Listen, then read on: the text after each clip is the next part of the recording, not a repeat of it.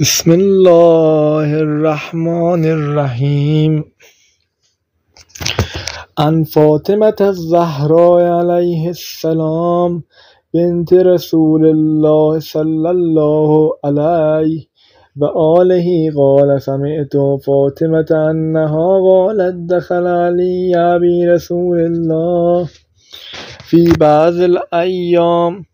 فقال السلام عليك يا فاطمة فقلت عليك السلام قال إني أجد في بدني ضعفا فقلت له أعيذك بالله يا أبتاه من الضعف فقال يا فاطمة ائتيني بالكساء اليماني فغطيني به فأتيته بالكساء اليماني فغطيته به وسرت أنظر إليه وإذا وجهه يتلألأ كأنه البدر في ليلة تمامه وكماله فما كانت إلا ساعة وإذا بولدي الحسن قد أقبل وقال السلام عليك يا أماه فقلت وعليك السلام يا غرة عيني وثمرة فؤادي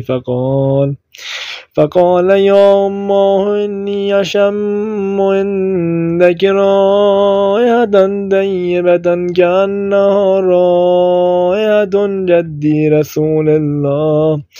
فقلت نعم إن جدك تحت الكساء فأقبل الحسن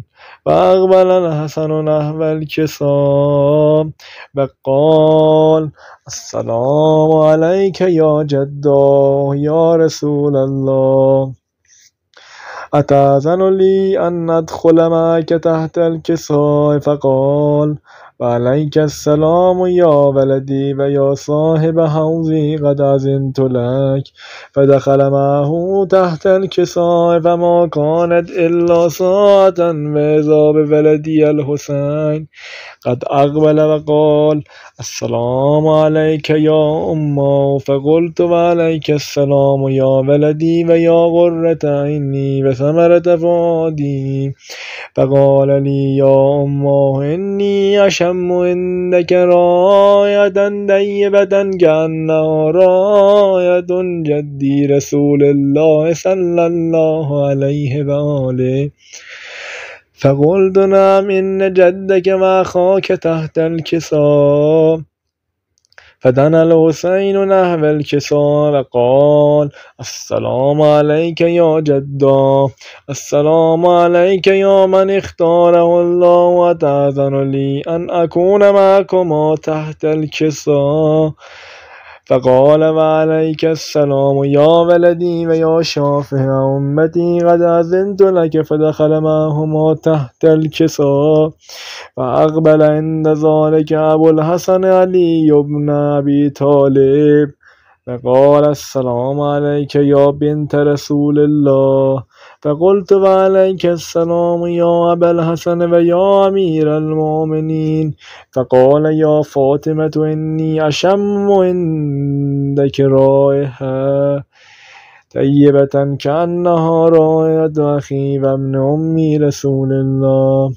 فقلت نعم ها هو ما لديك تحت الكساء فأقبل علي نحو الكساء فقال السلام عليك يا رسول الله أتأذن لي أن أكون معكم تحت الكساء قال له وعليك السلام يا أخي يا وسي وخليفتي وصاحب لوائي قد أذنت لك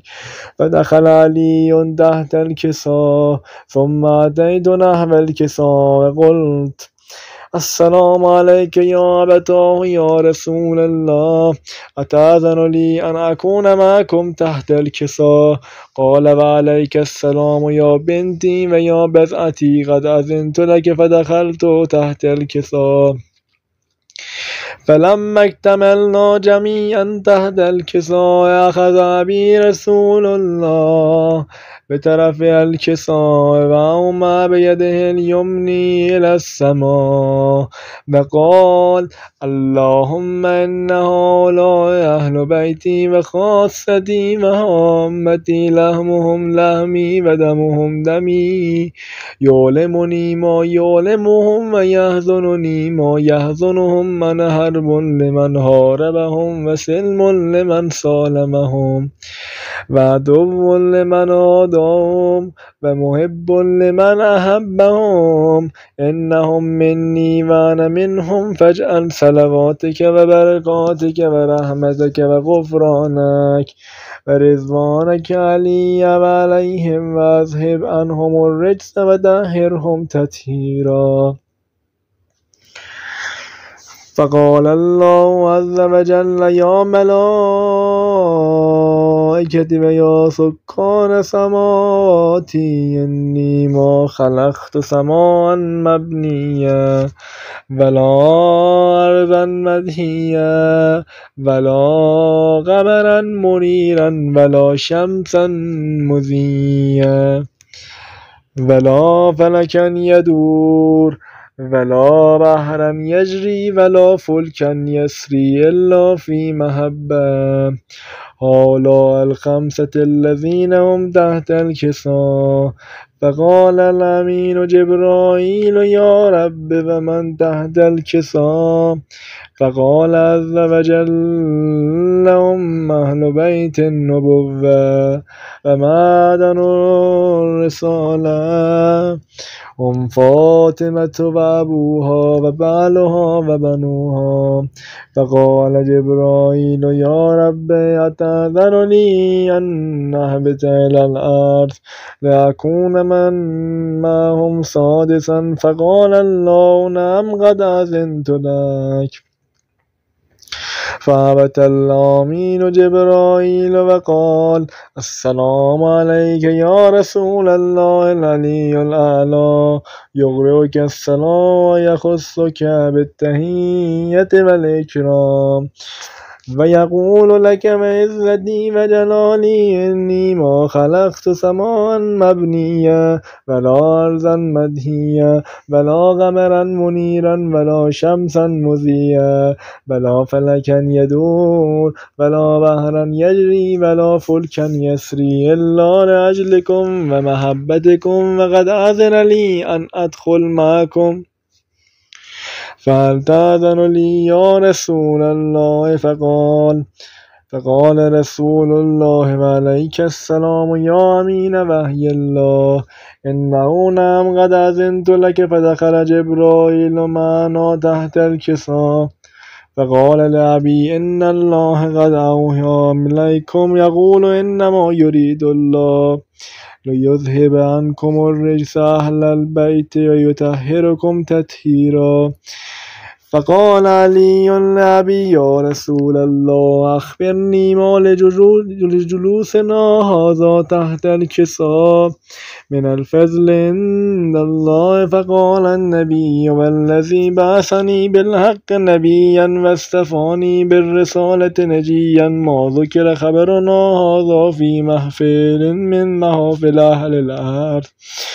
ما ذكر خبرنا هذا في محفل من محافل أهل الأرض وفيه جمع من شيعتنا ومحبينا إلا ونزلت عليهم الرحمة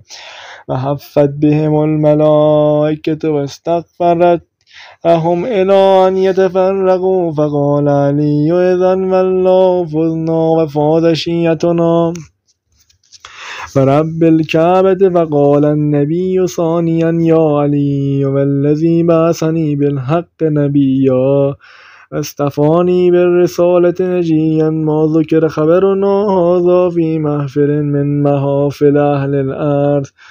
وفيه جمع من شيعتنا ومحبينا وفيهم محموم إلا وفرج الله همه ولا مغموم إلا وكشف الله غمه ولا طالب حاجة إلا وغزى الله حاجته. فقال علي إذن والله فزنا وسئلنا وكذلك شيعتنا فازوا. وسعدوا في الدنيا والآخرة ورب الكعبة